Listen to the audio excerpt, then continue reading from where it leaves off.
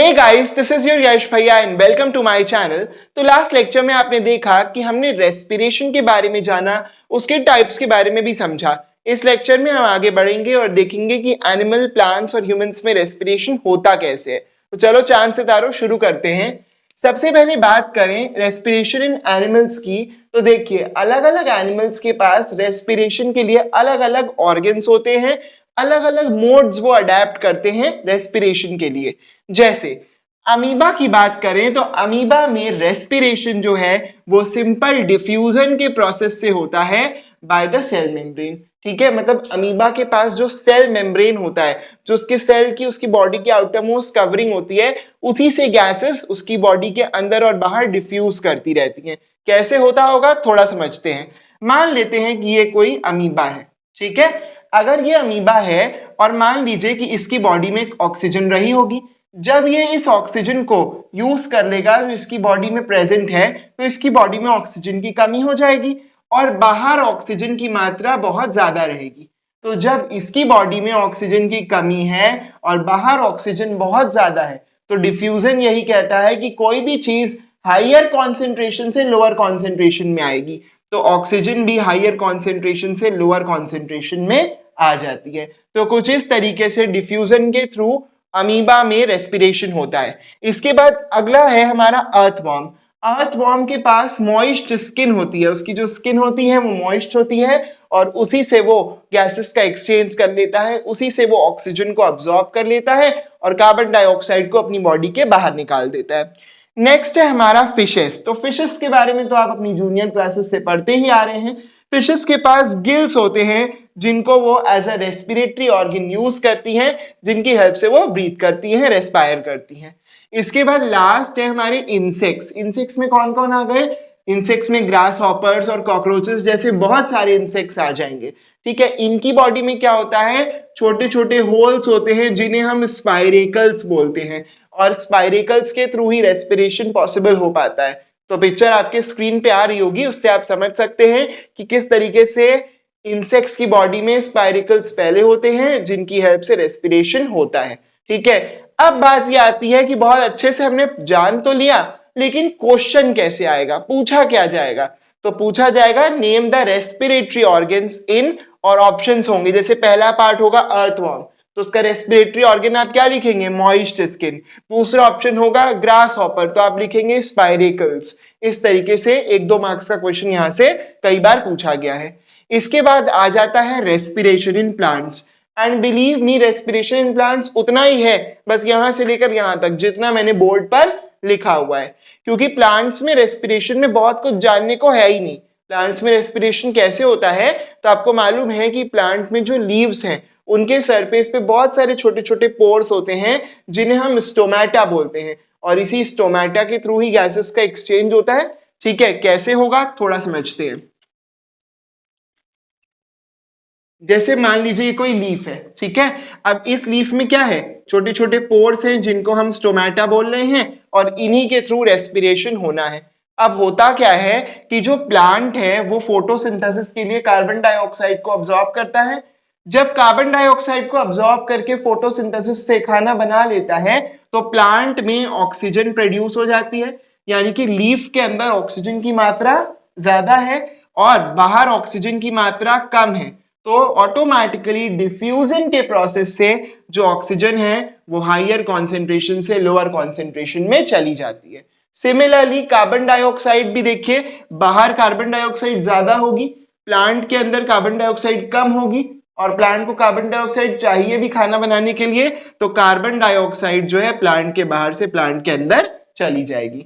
इस तरीके से बहुत ही सिंपल प्रोसेस ऑफ डिफ्यूजन से जो है प्लांट्स में रेस्पिरेशन होती है। देखो यही चीज लिखी भी हुई है कि plants exchange gases through stomata, carbon dioxide and oxygen are exchanged by diffusion here. Clear है? तो बस इसी के साथ रेस्पिरेशन इन एनिमल्स और प्लांट्स कंप्लीट हो जाता है। अब आगे बढ़ते हैं और ह्यूमंस में रेस्पिरेशन का प्रोसेस पढ़ते हैं। तो रेस्पिरेशन इन ह्यूमंस में हमको मेनली बस पाथवे डिस्कस करना है इनहेल्ड एयर का, यानी कि जो ऑक्सीजन हम इनहेल कर रहे हैं वो किस पाथवे को फॉलो कर रही है उसके बारे में पढ़ना है। तो चलो देखते हैं। सबसे पहले जो हम ऑक्सीजन इनहेल करते हैं वो हमारे नॉस्ट्रिल्स में आती है। नॉस्ट्रल्स का मतलब आप नोज से समझ सकते हो, ठीक है। अब नॉस्ट्रल्स में क्या है, तो नॉस्ट्रल्स में दो चीजें हैं, पहला है हेयर और दूसरा है म्यूकस। ये दोनों क्या करते हैं, तो ये हेयर और म्यूकस डस्ट को फिल्टर आउट करने का काम करते हैं। अब तुम कहोगे हमने कभी जानबूझ के तो अपनी नोज में डस्ट डाली नहीं है, तो जानबूझ के कौन डालता है, जो आप एयर को इनहेल कर रहे हैं, अगर उस इनहेल्ड एयर के साथ डस्ट पार्टिकल्स भी आपकी नोज में चले गए हैं तो वो डस्ट पार्टिकल्स आपकी बॉडी में नहीं जाएंगे। नोज में प्रेजेंट जो हेयर और म्यूकस है वो उन डस्ट पार्टिकल्स को अब्सॉर्ब कर लेगा, फिल्टर आउट कर देगा और क्लीन एयर ही आपकी बॉडी के अंदर जाएगी। देखो यही तो नहीं लिखा हुआ है, air enters and leaves the body through the nostrils, the inner lining contain mucus and hair, mucus help to filter any dust particles from inhaled air. Clear है। नोज के बाद जो हमने ऑक्सीजन इनहेल की है वो हमारे फेरिंग्स में जाती है और फेरिंग्स के बाद लैरिंग्स में जाती है। अब आप जब फ्लो चार्ट बनाओगे तो आप एक के नीचे एक बनाना, मेरे पास तो जगह नहीं थी तो मैंने उसको उस तरफ एक्सटेंड कर दिया है, लेकिन आप वन आफ्टर दी अदर नीचे नीचे बनाते जाना। फेरिंग्स में बहुत कुछ जानने के लिए नहीं है हमारे लिए, इसीलिए अब हम आ जाते हैं सीधा लैरिंग्स पे। लैरिंग्स बहुत इंपॉर्टेंट है, यहां से क्वेश्चन बार बार पूछा जाता है। पहला सवाल है कि लैरिंग्स का दूसरा नाम क्या होता है, तो भाई लैरिंग्स को हम वॉइस बॉक्स भी बोलते हैं। और बहुत इंपॉर्टेंट कि लैरिंग्स में एक फ्लैप लाइक स्ट्रक्चर प्रेजेंट होता है जिसको हम एपिग्लॉटिस बोलते हैं। क्या बोलते हैं, एपिग्लॉटिस बोलते हैं। ये फ्लैप लाइक स्ट्रक्चर है, खुलता बंद होता रहता है। किस मटेरियल का बना है, कार्टिलेज का बना है। और काम क्या करता है, तो जो हम फूड या ड्रिंक कंज्यूम करते हैं उन्हें हमारे विंड पाइप में जाने से रोकता है। आपकी तो अक्सर ही आदत है दिन भर बिस्तर पे पड़े रहते होंगे और लेटे लेटे पानी पीने की कोशिश कभी ना कभी जरूर की होगी। तो जब कभी ऐसा करते हो तो ऐसा होता है कि खांसी आने लगती है, तो वो इसीलिए आती है क्योंकि उस समय आप जो पानी पीते हो वो आपके विंड पाइप में चला जाता है, आपका एपिग्लॉटिस ठीक से काम ही नहीं कर पाता। इसीलिए आपने देखा होगा कि हॉस्पिटल में जो पेशेंट के बेड्स होते हैं उसमें साइड में व्हील लगा होता है, जिससे कि जब हमें पेशेंट को कुछ खिलाना पिलाना है तो उस व्हील की हेल्प से हम बेड को थोड़ा ऊपर उठा लेते हैं और वो पेशेंट थोड़ा उठकर तभी कुछ खाता पीता है, जिससे कि खाना उसके विंड पाइप में ना जाए और उसको खांसी ना आने लगे। ओके, देखो यही लिखा भी हुआ है कि contain epiglottis which is a flap like structure of cartilage and prevents food and drink from entering the wind pipe. ठीक है, तो लैरिंग्स में जितना काम होना था वो हो गया। इसके बाद जो हमने ऑक्सीजन इनहेल की है वो आ जाएगी हमारे ट्रकिया में। अब ट्रकिया क्या है, तो ट्रकिया भी रेस्पिरेटरी ट्रैक्ट का एक बहुत इंपॉर्टेंट पार्ट है। इस ट्रकिया में बहुत ही ज्यादा इंपॉर्टेंट सी शेप्ड रिंग्स होती हैं। किस शेप की रिंग होती हैं, सी शेप की रिंग होती हैं। और कैसी बनी होती हैं, कार्टिलेज की बनी होती हैं। अब बात यह आती है कि ये सी शेप्ड रिंग्स करती क्या हैं, कार्टिलेज की बनी रिंग्स क्या करती हैं, तो कार्टिलेज की बनी ये रिंग्स ट्रकिया को सपोर्ट करती हैं, ट्रकिया को कोलैप्स होने से रोकती हैं। अगर रिंग्स ना हो तो ट्रकिया अपनी जगह पे सीधा खड़ा ना हो पाए, है ना, वो कोलैप्स कर जाए। देखो यही लिखा है कि the C shaped rings of cartilage that prevent trachea from collapsing in the absence of air. ठीक है, अब बात यह आती है कि क्वेश्चन कैसे आएगा।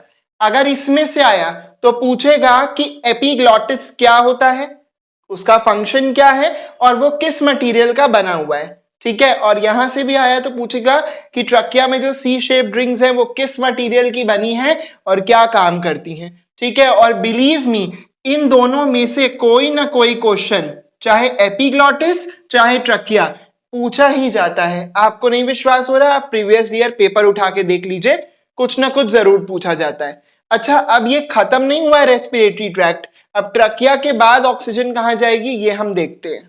तो अब देखिए ट्रकिया तक जो ऑक्सीजन पहुंची है उसके बाद यही ऑक्सीजन हमारे ब्रोंकाई तक पहुंचेगी। उसके बाद ब्रोंकाई और छोटी छोटी ब्रांचेस में बढ़ जाएगा जिन्हें हम ब्रोंकियोल्स बोलेंगे। ऑक्सीजन ब्रोंकियोल्स तक पहुंचेगी और लास्ट में ऑक्सीजन एल्वियोलाई तक आ जाएगी। ठीक है, अब ब्रोंकाई और ब्रोंकियोल्स सिंपल है, कुछ नहीं है, ब्रांचेस हैं जिनमें ट्रकिया डिवाइड होता है, इसीलिए उनके बारे में मैंने कुछ थ्योरी नहीं लिखी है। इसके बाद हम आ जाते हैं एल्वियोलाई पर। तो जो ऑक्सीजन एल्वियोलाई तक आई है, एल्वियोलाई के आगे ये ऑक्सीजन जाकर हमारे ब्लड में मिल जाती है। इसके अलावा पूरी बॉडी में जो कार्बन डाइऑक्साइड प्रोड्यूस हुई है वो भी ब्लड से एल्वियोलाई में आ जाती है। तो ऑक्सीजन एल्वियोलाई से ब्लड में जा रही है और कार्बन डाइऑक्साइड ब्लड से एल्वियोलाई में आ रहा है। यही कारण है कि एल्वियोलाई को हम लोग साइट ऑफ गैसियस एक्सचेंज बुलाते हैं कि भाई ऑक्सीजन और कार्बन डाइऑक्साइड गैसेस का एक्सचेंज कहाँ हो रहा है, एल्वियोलाई में। इसीलिए इसको नाम दे दिया कि भाई ये क्या है, साइट ऑफ गैसियस एक्सचेंज। देखो यही लिखा है कि in alveoli inhaled oxygen mixes with blood and carbon dioxide exits from blood, hence alveoli is called the site of gaseous exchange। 1 marks very important question कि साइट ऑफ गैसियस एक्सचेंज किसको बोलते हैं, तो एल्वियोलाई। ठीक है, अब respiratory system का एक डायग्राम आपके स्क्रीन पे आ रहा होगा। ये डायग्राम आपके पेपर में बनाने को आ सकता है, तो इसको जरूर से प्रैक्टिस कर लेना। मिलते हैं नेक्स्ट वीडियो में ट्रांसपोर्टेशन के साथ। ये वीडियो अगर पसंद आई हो तो वीडियो को लाइक, चैनल को सब्सक्राइब करिएगा। Thank you.